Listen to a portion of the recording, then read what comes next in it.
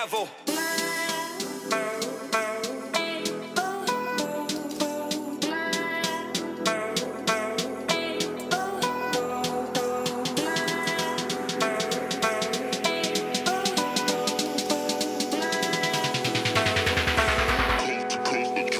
Next level.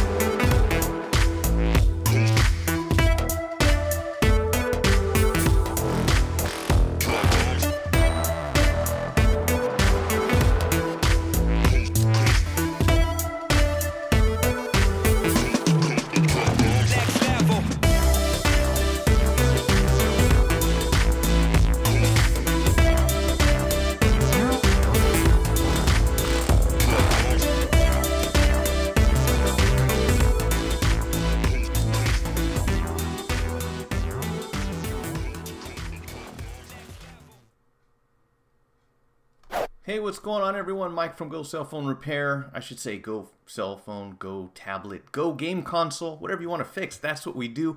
Every Thursday night, we hang out right here and talk about stuff that's going on in the wireless and other technologically related industries. And maybe once in a while we even do a repair live here when everything is cooperating. Tonight, I have a couple things I think you'll be interested in. One of them, the top of the list here, the ugliest smartphone ever. I don't know about that. That might be even an overstatement, but I'd like to hear what you guys have to say about it. The iPhone X can be hacked. At least it could as of yesterday. I don't know if they pushed a patch to that yet or not, but I'm assuming that Apple will do something. That seems to be one of the things that they're very concerned about, is having the confidence of their customers, you know, when it comes to keeping things secure, maintaining their privacy, and so forth. So we'll see about that one. Right to repair advocates claim major victory in new smartphone copyright exemption, which is kind of cool. We're getting there, you know, little by little. And if you thought fake news was bad, wait until you see deepfakes.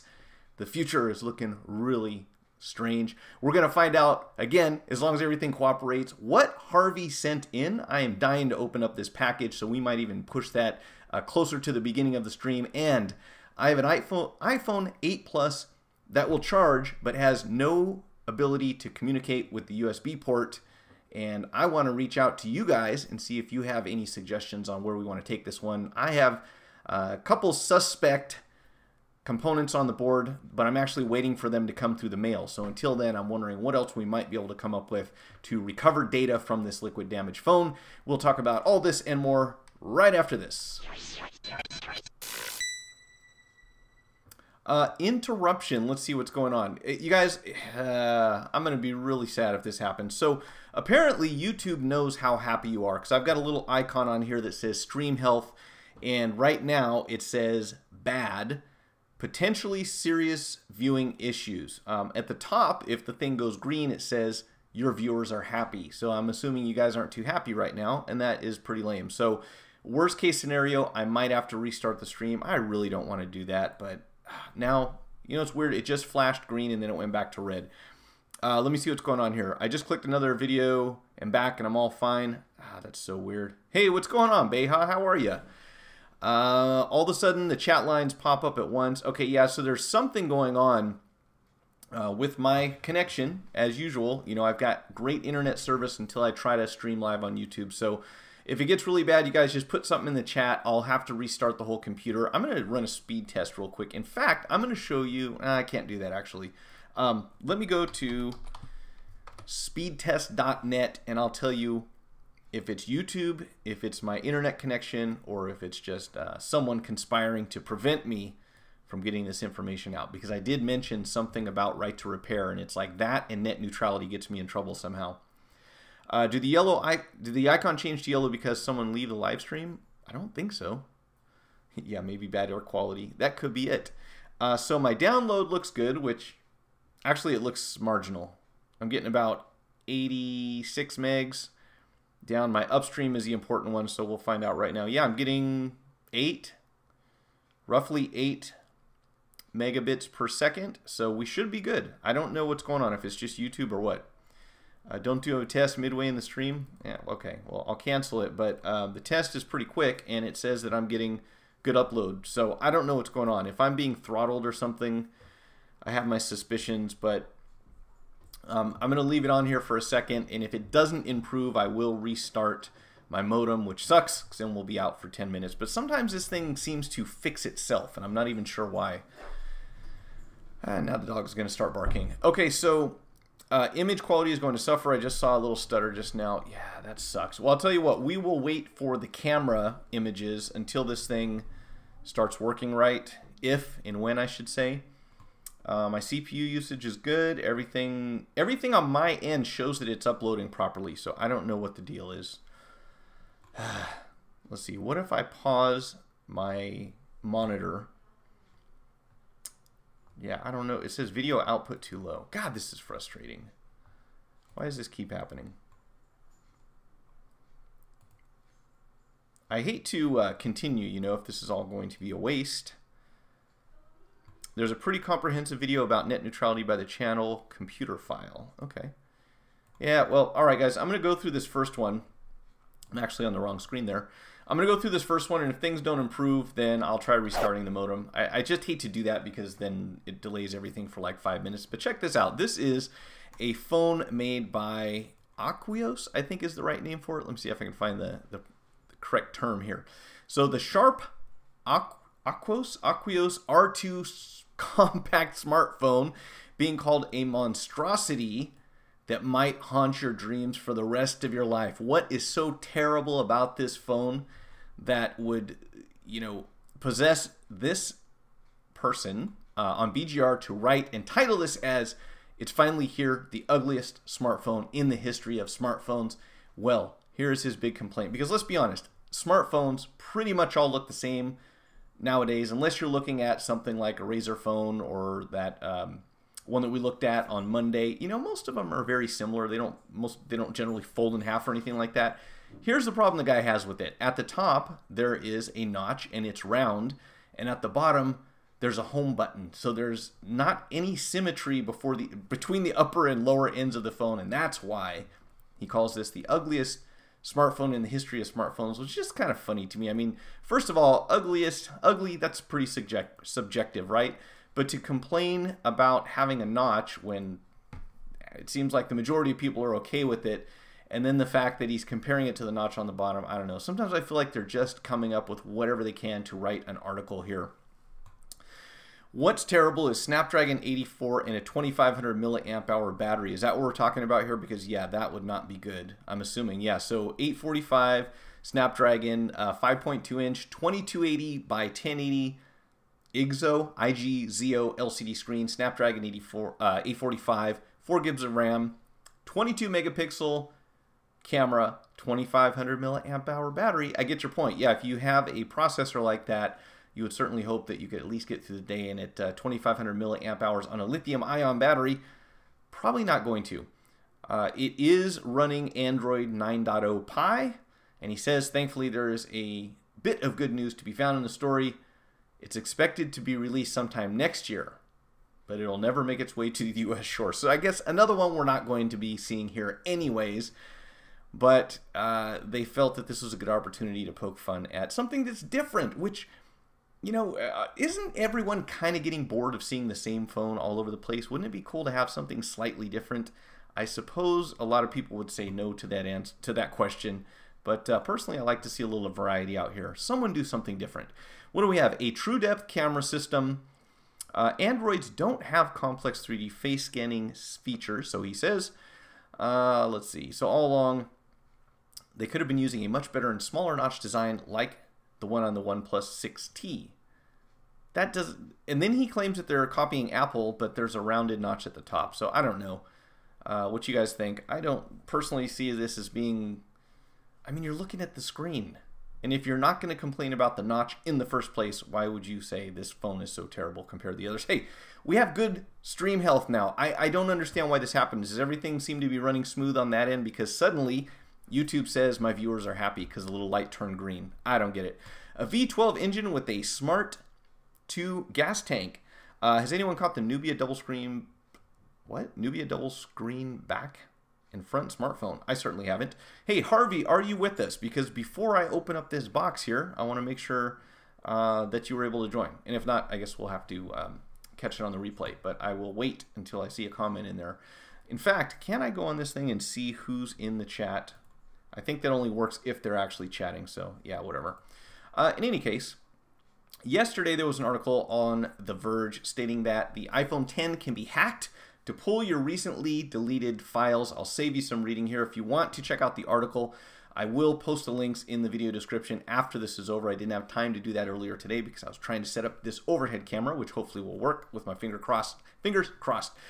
2 hackers have collected a bounty of $50,000 from Apple for finding an exploit in the iPhone 10 or X, whichever you prefer, that allows you to recover previously deleted photos. Now, if you use an iPhone, you're already familiar with the way the deletion process works. If you delete a photo, it doesn't go away forever. It goes into a special section called Recently Deleted Photos.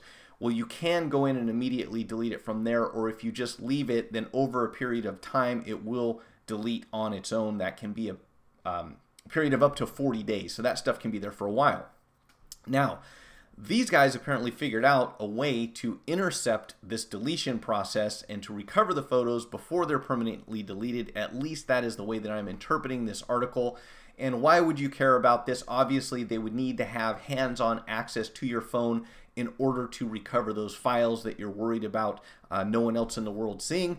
But there is always a danger that if someone has the ability to get into the phone physically, then they may be able to do it over a Wi-Fi or wireless connection in some capacity. So once we know that there's a backdoor, it's only a matter of time generally until someone can figure out a way to hack into a Wi-Fi or network and then get access to the phone. And that would, of course, allow them to undelete and then download whatever this information is. So if you want to make some money, you know, we watch these videos where people are always working on these crazy combinations of keyboard inputs where they go, ask Siri to compose a message, and then you attach a file to the message, and then you go and ask it what time it is, and you go jump through all these crazy obstacles in order to see someone's address book or their phone, you know, their photo gallery, or maybe even gain full access to the phone. Well, this is a good reason, I think, to do that. You know, one, if you can find that problem, then obviously you can send that information back to the manufacturer or to the software writer, whoever is in charge of fixing these kinds of security issues. And in some cases, you may be earning a bounty. So for 50 grand, yeah, I think I'd be willing to sit there for a while and try to figure out a way to get into my own phone that Apple or Google or anyone else, you know, whoever made the device doesn't know about. So that's kind of cool. Richard Zhu, I hope I'm pronouncing that right, and Amat I think, uncovered the vulnerability today, which was actually yesterday, and presented it in a demo. So far, and again, this is as of yesterday, Apple has been notified about the bug, but it remains accessible at least until the next iOS update. And that's the thing. Unless you saw a patch release today or sometime in the near future, we'll have to assume that that exploit is still there. So if you're worried about your phone, don't let anyone else get their hands on it after you delete your photos, I guess. And if you're really worried, don't connect to any Wi-Fi networks. And most people will say that it's usually not a great idea to use an open, unsecured public Wi-Fi network anyways, although I know that a lot of people will do that out of convenience. You know, it's there, it's free, you got better reception than you do over your network. But you have to keep in mind that it's really trivial for anyone who has any amount of experience in hacking into those networks in order to gain access to your device through them. And on top of that, if your phone happens to be jailbroken, then obviously you lose some of the security that you had initially from the operating system. So, you know, be careful out there. Things like banking information, login, passwords, you know, anything that's sensitive like that, you certainly don't want falling into the wrong hands. And that is always going to be a thing. And it looks like in the future it's going to be even more of a concern, because that is where criminals are moving to. And, you know, outside of physically stealing things, now you do it through the internet. So I guess be careful, or through some sort of a Wi-Fi connection. Let's see. The Verge is getting the kind of tech news that look for shock value. I agree completely. Any knowledgeable person should know that deletion is no more than a change of a name to a file to invalidate it, and actually all of it is undeleted until it is overwritten. And I agree with you completely, Johnny, and in fact that is probably more of a concern if you're using something like a Windows computer. I am not sure about things like Linux, but I do know that at least if you're using OS X, or if you're using an iPhone, or if you're using Android as of, what is it? I want to say 7.0, but I may be wrong. But most of those operating systems are now encrypted by default. So when you delete something, even though, yes, the file is still there and can be recovered on the device, if you were to recover it in another way and extract it from the device, if you can't unencrypt that information, it's really going to be useless for you. Whereas traditionally, as we store things on computers, you know, at least if we're talking about Windows, if you're storing something on an external hard drive or anything else like that, if it's unencrypted, absolutely, even if it's deleted, if it hasn't been overwritten there, generally they've only changed one character in a string of, you know, how much information. So all you have to do is go back and change that back to normal, and you've pretty much recovered the file, which can be convenient if you delete something on accident, but obviously there are some security implications there as well. So I think, and I could be wrong, but I believe that if you delete something from an iPhone, even if it's not overwritten, unless someone was to undelete it on that device itself, which would have the encryption key for your file, I don't think it's going to do them a lot of good. But then again, there's probably people who are way ahead of us on that one as well. So let's take a look real quick here. And this may end up being a slightly shorter than normal stream tonight. We'll see. Hey, I don't see Harvey here. I was really hoping he'd be able to make it, because I have this box that he sent me, and I have no idea what's in it, and I want to find out. So let's see. Right to Repair has made a small victory. I say that for a reason I want to get to in a second. So the title of the article says that advocates claim major victory in new smartphone copyright exemption, and we kind of talked about this briefly last week. But the Librarian of Congress, who makes these decisions, and the U.S. Copyright Office have granted American consumers and gadget repair shops greater freedom to fix their smartphones and other popular electronics in what Right to Repair advocates are calling a major victory. Now, what that is saying is that they are siding with us on our argument that once we own something, we should have the right to do with it as we please. You know, as long as we're not infringing on anyone's copyrights, we're not reverse engineering their operating system, we're not selling something that they made, you know, as a third party for profit. What we're doing is we're going in there and we're figuring out what the problem is and how to correct it. And a lot of these larger companies have felt that it is in their best interest to prevent us from doing that, because if we can fix your phone, then you're not going to go buy a new one, right? And if they offer some sort of replacement program, even if it's an out of warranty thing, or if they have an exchange or trade up to a new device or whatever, then obviously you're going to be less likely to go back to them if you know that for a small fee you can just get your existing device working again. And that, of course, doesn't even go, we don't even talk about the fact that recovering your data when you go to a phone manufacturer, if your phone doesn't turn on, generally that's not going to be an option. They're not going to say, yes, we'll repair your phone so that you can get all of your valuable information off of it again.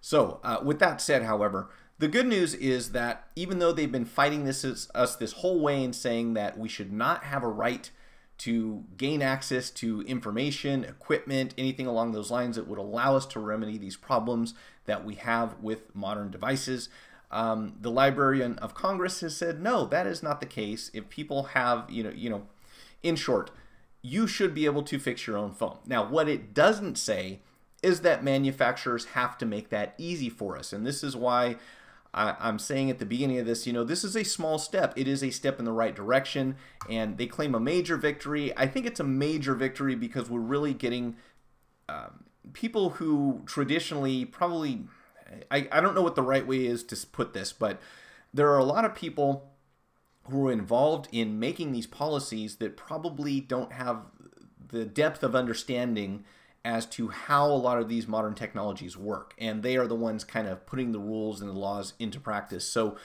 it's important that they understand our position on this, and that what we're trying to do is correct a problem, solve a problem, offer a remedy. We're not trying to take someone's trademarked or copywritten or otherwise legally protected information and use it to our advantage in order to gain a profit. What we're doing is we're fixing the broken windshield on the car. We're fixing the battery that needs to be replaced. There is no way that it makes sense for them to hide behind this proprietary information thing and say that, well, you can't take the 2 screws out of the bottom of your phone because that is going to jeopardize our intellectual property. That is ridiculous. So fortunately for us, someone, little by little, they're kind of starting to see our position on this. And I would venture to say that the first time someone who is a member of one of these organizations tries to get information recovered from their device and goes to whatever store that does service on their own stuff, and they say, well, sorry, we can't recover your data, we'll just get you another phone. If they know that there's an alternative where we say, hey, for a small fee, much less than what you're going to be charged in order to trade towards another device, we can fix the problem. We can make it go away. We can get it back to working again. We can help prevent this stuff from going into landfills. There's a lot of stuff that we can do that I think most people, if they didn't have an interest in the profit margins that large manufacturers have, they would say, yes, absolutely. Why should you not be able to do this? So this is one step. Now, of course, the question is this: will manufacturers respond by making it more difficult for us to fix phones? Or, will they say, hey, you do whatever, we're going to do things the way that we always have? But I think what's important here is that we understand is they're not in any way obligated still at this point to help us to achieve that goal. They're not being told that they have to provide OEM parts. They're not being told that they have to give us information that would help us solve problems. And we're still kind of on our own when it comes to figuring this stuff out. There are a lot of smart people out there, a lot of people way smarter than me, fortunately, who have kind of blazed the trail for this and have come up with solutions for things that, a lot of customers would never think would even be possible. So this is kind of good news. I still think that we have a long ways to go, but at least something is happening here. Electronic technicians must get unionized to fight for their rights, just as any mechanics. I don't know, Johnny, that would be a tough one, don't you think? Because we don't really have a grievance with our employer. We have a grievance with someone that we aren't, we don't work for Apple or Samsung or LG or anyone else like that. So I'm not sure that maybe there's a term other than union that would be better suited for that. Maybe if there was an organization and we all got together and put some pressure on, lobbying or whatever it is, or get more information out so that people are well educated and they understand our angle. But I think that I agree with what you're saying. We need to be organized. We need to fight for this. I don't think that I don't think a union is what we're trying to form, but I think that something that gets a lot of people together and creates influence would definitely be the way to go. And there is, there's right to repair. If you look, usually right down here, right now it's spun around, but if you go to repair.org, you can get some information and you can help join and fight for the good cause. Imagine if the manufacturers start getting cheaper on their bill of, I have a light sitting in front of this, so I have to like look around. Let's move this over here. Okay. Imagine if the manufacturers start getting cheaper on their bill of material, and instead of connectors on the boards, they start to solder everything together. Yeah, this is another thing that has come up a few times, and we question, especially after looking at, what Apple is doing with their MacBooks and so forth, how much further can they go into just making it virtually impossible to replace a, what was not a modular component, but something that was soldered down to the board and could realistically be removed without causing a lot of damage. And we already know the answer to that to a certain extent is that the important stuff that we need, basically anything that's attached to the iCloud, the CPU, the power management unit, the baseband, those are all installed in a way that, at least if we're talking about iPhones, they're all installed in a way that involves a great deal of risk to basically destroying the device if we want to remove them and repair them in any way. Fortunately, that's not something we're usually going to be doing because they are pretty well protected for the most part. But if they did start building all this stuff in so that it's all attached to one piece, there's got to be a correlation between building something that can't be repaired to the cost of manufacturing in the first place, if that makes sense. So if you take a logic board and you build everything into it and it cannot be repaired, it's just impossible to take it off because there's solder all over everything. Everything's got underfill on it. It's sealed in. You can't get it off. Well, to me, that would indicate that there's a less likely chance that that manufacturer is going to be able to service that device as well. So as far as their refurbishing program goes, I think that would be out the window. Now, obviously, they have access to much more expensive, higher tech equipment than we do. But would they really be able to justify going through a refurbishment process if it was that difficult to repair that stuff and replace it? I don't know the answer, but I suspect I suspect not. And if they did, if they made this stuff so cheaply that it was just disposable, if it goes bad, you just get another one. They're very inexpensive to replace. Then at some point, I think, I could be wrong, but I think it's going to be difficult for them to continue justifying their price point and selling people $1,000 phones. And this is one of the things that's always given me a sense of security when it comes to electronics repair, is that manufacturers want to continue to sell high dollar items. And that is one of the main reasons that we are still in business, because people shell out a lot of cash for something. They don't want to just say, oh, well, next year I'll just throw this in the trash and buy another one. They want to get some value out of that device. So if they were to make those non-repairable, it would take some time, I think, but that would have a major impact, I believe, on the value of the entire smartphone market. Not to mention the fact that we've reached a point of saturation. I mean, they're talking about the smartphone market, at least in the US, reaching a level of maturity where there aren't a lot of new customers anymore. Obviously every year there are people born, so you've always got that audience, but at the other end of the scale you have, people are dying too. So that kind of remains a constant, especially if we're not seeing population growth. But that being said, short story, most people who want smartphones have one at this point. So now what do you sell them? And I would venture to say that their concern at this point is probably that. What else can they sell on the back end less than worrying about, preventing us from being able to repair stuff? I could be wrong. That's just the feeling that I get.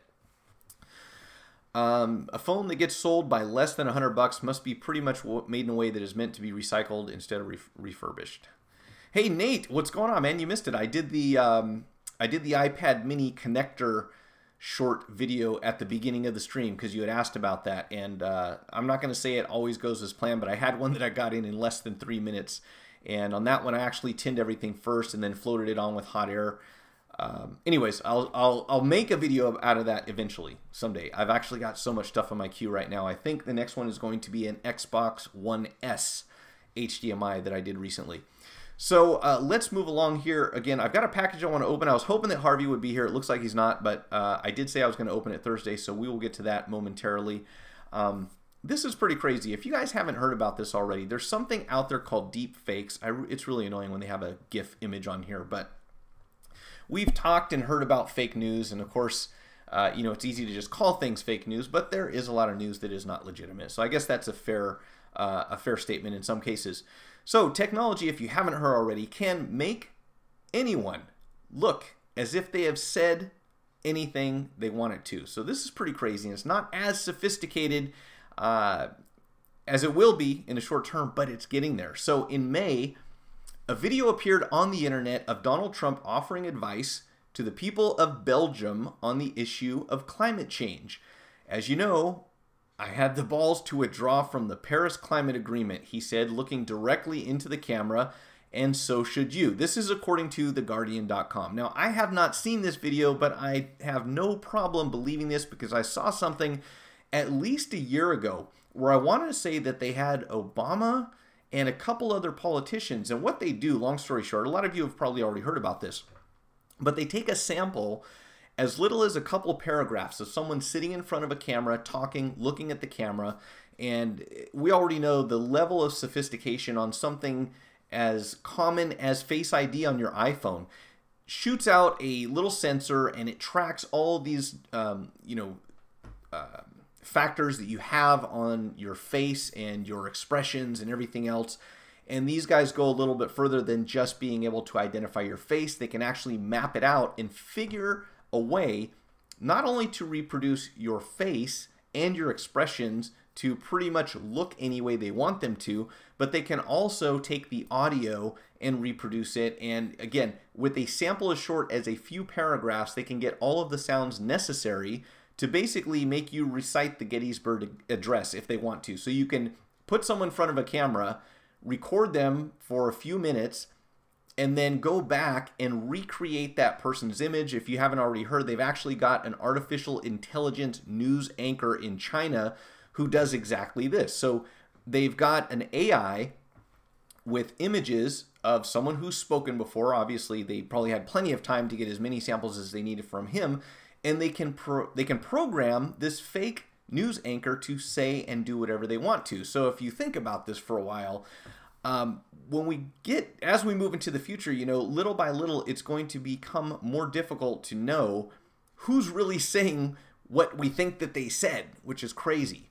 Especially, you know, if you have a YouTube channel, you know, you go on record anywhere, or you're a public figure or a politician or whatever, anyone who is, you know, already voluntarily put this information out there, if it falls into the hands of someone who wants to manipulate the message that's being sent and make it look like it's coming from someone when in fact it may not be whatsoever. And by the way, this apparently was not a legitimate video. What they're saying is it was created by a Belgian political party, I'm not going to even try to pronounce this, but a Belgian political party known as SPA, and posted on SPA's Twitter and Facebook. It provoked hundreds of comments, many expressing outrage that the American president would dare weigh in on Belgium's climate policy.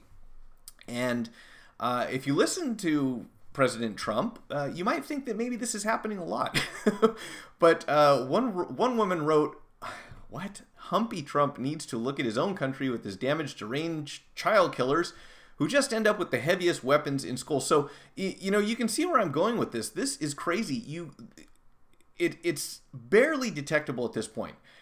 But over time, these things are going to become so realistic that it will, in fact, be difficult to tell who's saying what legitimately. Not only that, I have a feeling it's only a matter of time before there's an application on your phone where you can download a video and then rewrite the script and have whatever public figure you want saying whatever message that you choose for them to do so. So for the time being, right now we have a fairly good idea of when people are legitimately saying and doing things. That time, I think, is going to go away in the near future. Now, again, it's not 100% at this point. If you saw that Star Wars movie where they brought the guy back who wasn't around anymore and they put him in the scene. It was terrible. I mean, it looked like a cartoon. But these guys have come a long way since then, and it's going to get even more sophisticated. And wow, this is going to be crazy. Imagine you can have a debate going on between two people who don't even know that they're involved in it because it's all artificial intelligence or it's all a script that's been written. And yeah, this is going to be fun. Deepfake is the face. Let me try to read this. Deepfake is the face compositing software that is used to impersonate people by way of creating a doppelganger in a video. That is pretty old story by now. Yes, I know it's been around for a while, Johnny, but it is getting to the point where it's increasingly difficult to tell whether or not it's real. And once they pass that threshold, you know, if you think about something like a Manchurian Candidate, this is going to be something that can really happen. Just recently, they pulled one out of a GIF of the video where a White House female assistant tried to pull out a microphone on the CNN delegate to make it look like the journalist wanted to push her away. I actually watched that one, Johnny, and it looks, to the best of my knowledge, they speeded up the video, so it looked like he was kind of knocking her arm out of the way when in fact he was, you know, kind of slowly going, hold on a second. I saw that one, and that was easy to pull off. I think all they did was hit the fast button for a split second, and it looked like he was really fighting her. But I think these are going to be a little crazier, I believe. I don't know. We shall see. In any case, okay, well, I guess Harvey's not here, but I did want to try this out. Friends, I have a new camera, and with any luck, I will be able to accomplish two things. One, be able to show you what's on my desktop, and two, be able to unbox this thing in real time. That's my plan. So bear with me. Let's hope this actually happens. Does anyone remember the Final Fantasy movie from the 2000s that was touted as the more photorealistic by the CGI from that year's? I do. I remember seeing, I didn't actually watch the movie, but I do remember seeing the trailer for it. And it was impressive then, but I'm telling you, it's getting to the point where we are really going to be able, we're really going to think that we're talking to people. And imagine that Google Voice thing, that Google Assistant where they were making calls and setting appointments and having real life interaction conversation with people. You might be able to just not show up for work and you just program something to sit in front of a camera and act like that's you, or answer phones like you, or look like it's you at the front window. It's going to be crazy. So yeah, combine that, Arthur said, mixed with holograms. You could do it with holograms or maybe with some robotics from Boston Dynamics, and then we'll have something really scary to worry about. It's going to get crazy, I'm telling you. All right, so big scope. Do you work? Yes, it does, but it looks very dim for some reason. I'm not sure why. So I think I had the aperture set wrong on my camera because I normally use it for the microscope, which does all sorts of funny things to it. So hopefully adding a bit of light here will do the trick. If it doesn't, I will be doing a review of this product in the near future, but I wanted to open it up on camera so that we can see what it is. This is a package I got from Harvey, who is generally here in the chat with us. He's not today, as you can see. I did not include his address here, so hopefully there's nothing on the inside. I will double check first to make sure that we protect the privacy of our subscribers. Now at the same time, this table is probably going to shake like crazy. He mentioned, I do know this, he mentioned something about a retro gaming something or other. That's all I know, but I do like retro games. So let's see if I can get this open without shaking the table so much. Let's just take it off the table. Yeah, that's not gonna work, Mike. All right, table's just gonna shake. That's the way it is. This is the cool part. I love when people send fun stuff. All right, let's see what we got here. Got past that and move the microphone a little bit. I know the lighting's dim, guys. Sorry about that. I will show it up in front of the main camera as soon as I get out of the box. How's that? All right, so he did tell me that this had something to do with a Kickstarter, if I remember correctly. Game Boy, Raspberry Pi? Maybe, I don't know. I don't know. Let's see. Let's see. We have the Retro Stone. Anyone heard of this one? Does it still look dim to you guys? Because to me it looks okay. It could probably be brighter. Let me see what this, there's like a packing slip or something inside here. Let's see. Okay, so I'll read that in a second. So this is what I got. It probably looks better on this camera, I guess. Yeah. Well, what are you going to do? I'll have it together by next week for sure. So here's what it says. Retro Stone Operations Manual. This awesome customized instruction manual. This is the instruction manual. I love it. Short to the point. Extra buttons. 32 gig micro SD card with emulators and ROMs. I advise you not to modify or delete this memory card. Okay, thank you for pointing that out, because I would do something silly like that. 16 gigabyte micro SD with only emulators. 2 PSP analog joysticks. With this, you only need one of each. And screen protector. Cool, Harvey. Thank you. Let's see what this thing looks like. It's like folding a map. Anyone heard of this before? Now it's perfect. Okay, maybe it readjusted. Oh, wow. This is like brand new in the box. I thought this was going to be like something that was all... Okay, here's a real operation manual. Oh, okay. So let's see. We have... This looks like a Game Boy almost. How do we turn it on? Is this a thing? Okay, I flip the switch and... What's going on here? I hope that this LCD is not damaged, because it looks a little funny at the top. And it shut off. I may have to charge this thing. Hey, it would have to come with a charger, right? Yes, it does.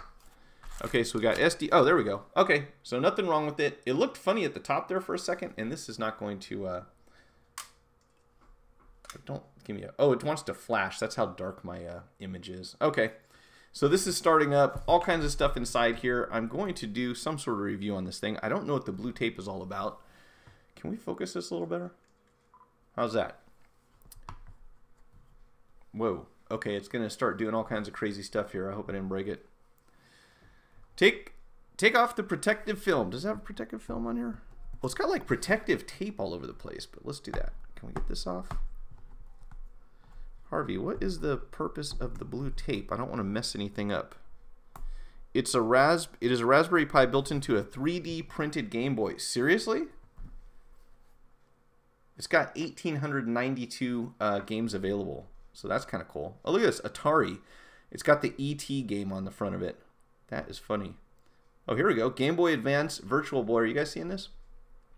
Nintendo. Hacked Nintendo. Even better.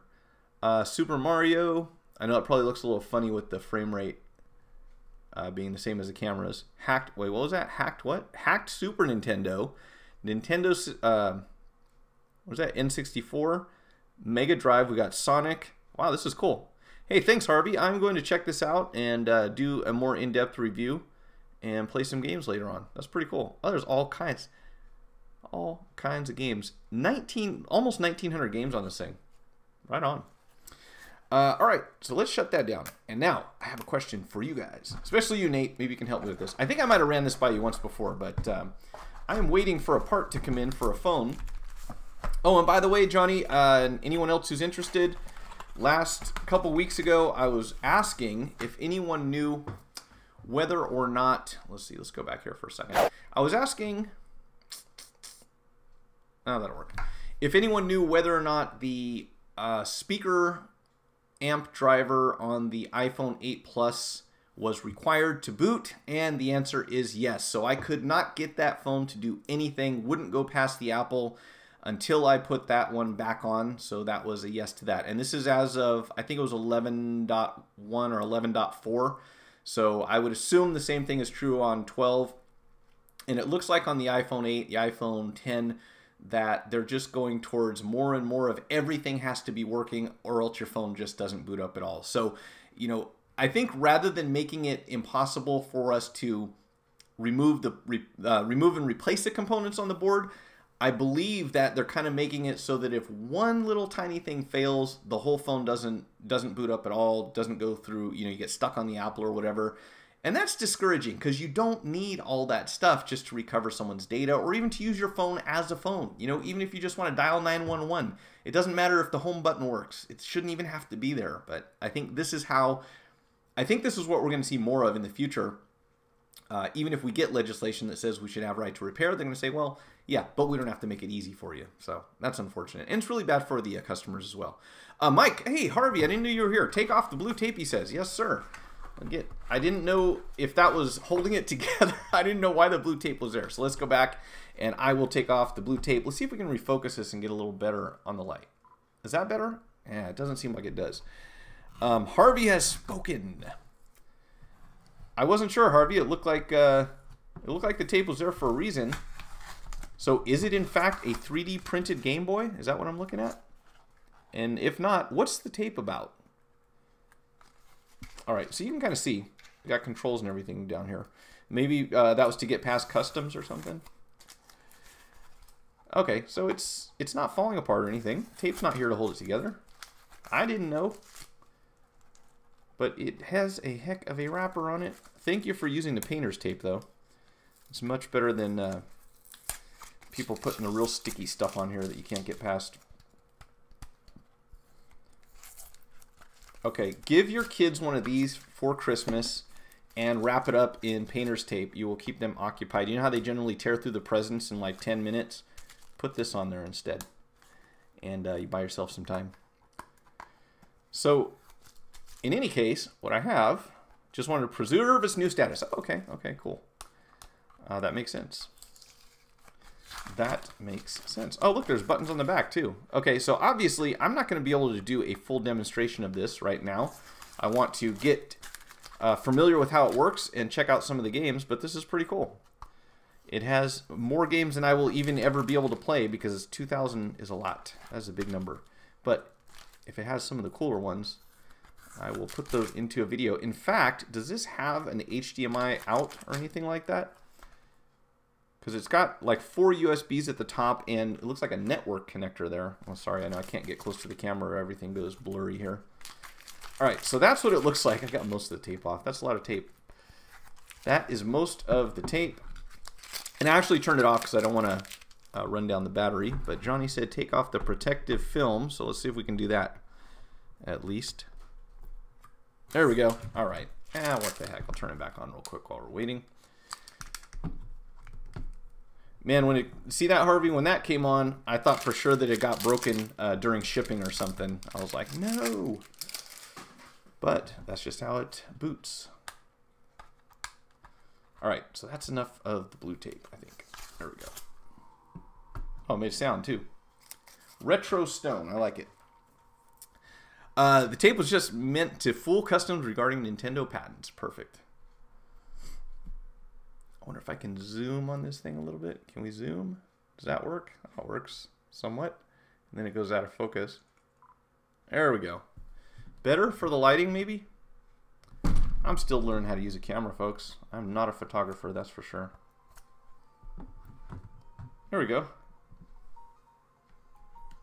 Cool. I wonder, so the button, that's awesome, man. It has buttons on the back as well. And this is kind of like a Game Boy layout for the most part, right? HDMI is on the right-hand side. Oh, cool. So if we go, oh, you know what? I'm using my HDMI capture for the camera. So I'll figure out a way to rig this up so I can show some actual gameplay happening before I make that video. But that is cool. So if I just go, we'll see, start. What does it say? Quit desktop. Okay, I'm going to have to obviously read the directions and figure out how to use this. But thank you for that. I'll get back to you guys with a demonstration later on for that one. In the meantime, here's my question of the day, since we have 10 minutes to go.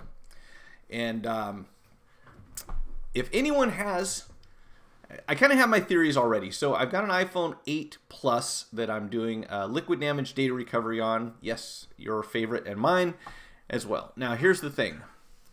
Not only is it liquid damaged, but let's see if we can focus here. Can we focus? Probably not. Yeah, it's not going to work. Let's see, maybe we can do it from down here. Can you guys see? It's probably going to be tough for you to really. Okay, you'll have to take my word for it. This motherboard is bent. And it is bent specifically in 2 places. So the bend starts here, just below the SIM tray, and then it continues over here, right on the edge of the Tigris IC. So what's happening with it is I'm trying to recover data.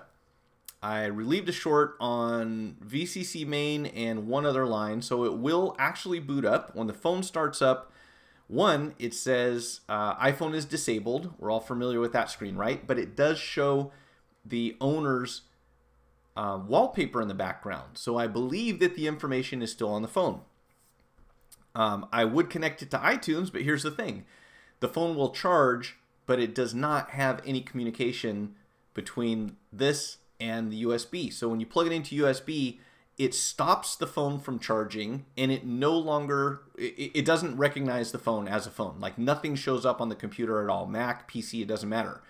If I plug it into a power supply, just a regular old USB output, it will charge, but there's something wrong with the communication. Now my theory, and I've checked all around here, I've measured everything I possibly can, checked the resistance values on the USB connector, I've tried a different port, you know, all the obvious stuff.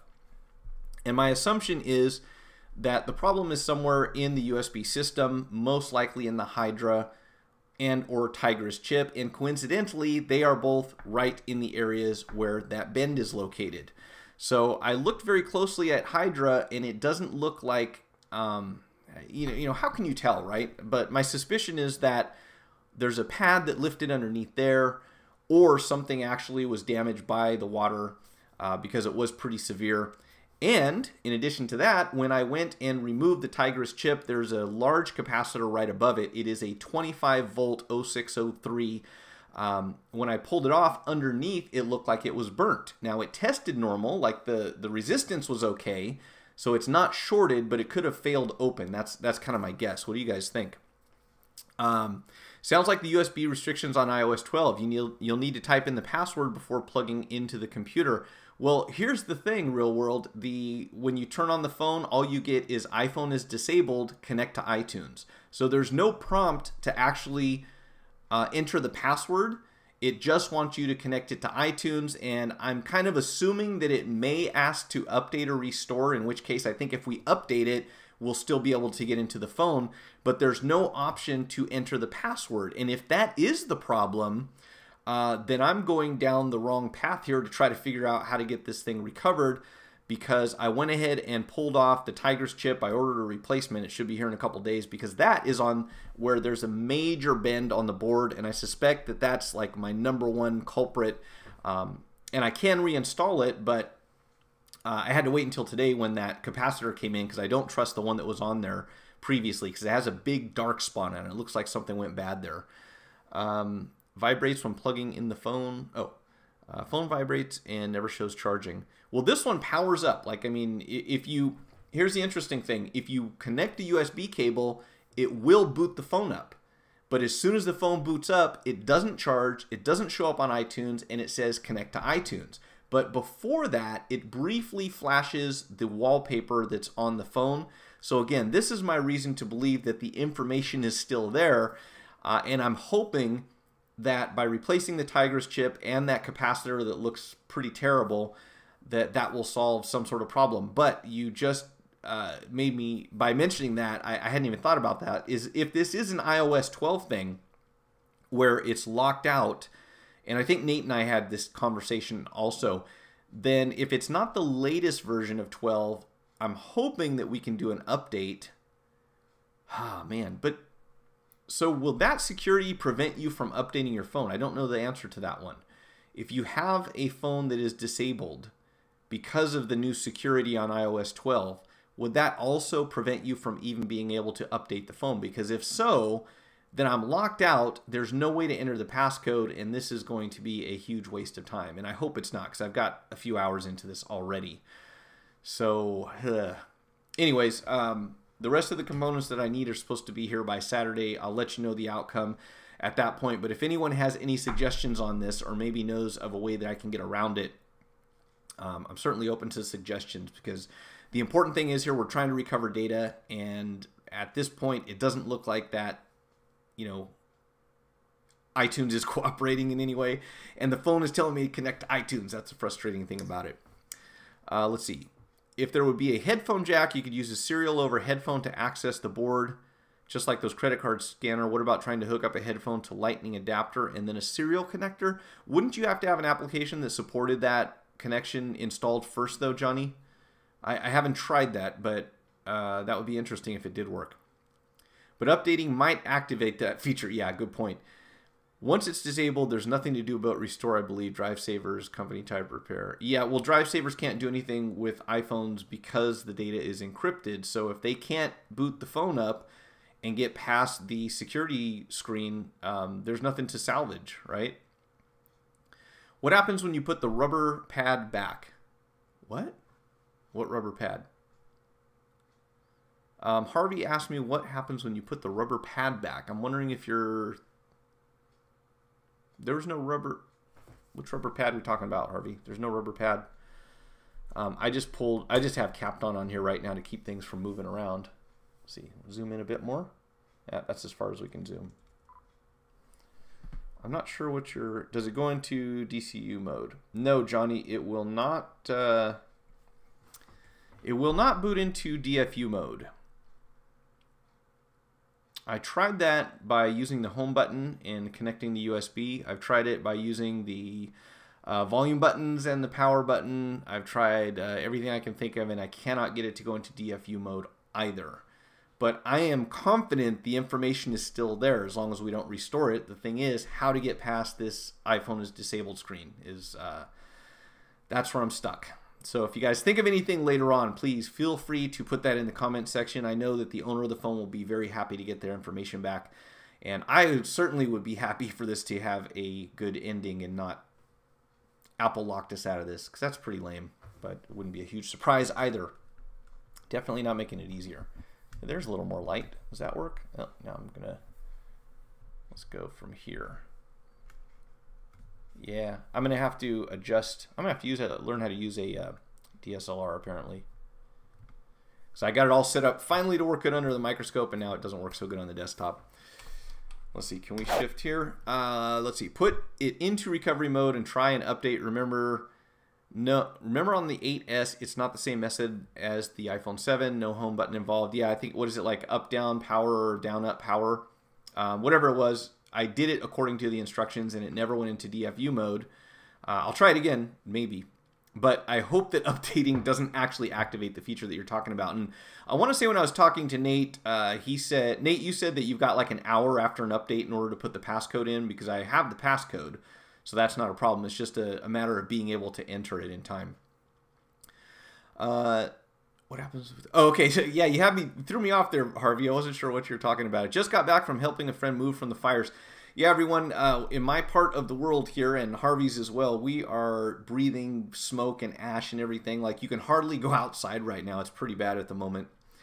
Is there any debugger to attach between the logic board and the display as a way to intercept the data and access the phone? Not that I'm aware of, Johnny. This is one of the things that Apple is known for, that is securing data and making it difficult for people to get into it, you know, to bypass it in any way. So to my knowledge, no. If there is, I'd love to hear about it, but I suspect that's not the case. So for the moment, I'm out of ideas. My plan to go forward is to replace what looks like a bad cap, which is not... you know, capacitors can fail in two different ways. They can become basically a solid connection and cause a short, or they can fail and have an opening where they don't do their job, which is to, well, they have several different jobs depending on what type of capacitor it is, but if they fail open, apparently that can be a problem as well, and I'm hoping that's what happened here. It could be the Tigris chip, which we can still replace. It's not tied to the iCloud or the phone in any way, so I've got some of those replacements on the way. And I'm hoping that one or both of those will fix the problem. And if not, if it ends up being a security thing with iOS, that's really going to suck, because I put a lot of time into trying to fix this thing. And again, you know, the data is valuable. That's what people really want. So, friends, that is just about it. I'm going to wrap up. I will plan on being back here Monday at 2 p.m. Pacific Standard Time. I greatly appreciate all of you joining me here. I certainly wouldn't be doing this if I didn't have an audience. And Harvey, thanks again. This looks really cool. I'm going to check it out and play more games, which I need to do less of, but I'm going to do more because now I have an excuse. I'll be on the clock, so to speak. So until Monday at 2 p.m. next week, or let's see, next Thursday is a holiday. So I will most definitely not be doing a live stream next Thursday. And for everyone who is celebrating, I hope you have a great holiday, a safe one. Be careful out there. There are crazy people on the road, so that's the main concern. Other than that, enjoy yourself. It's a great excuse to overindulge, and that is going to be my plan. I will talk to you all next time.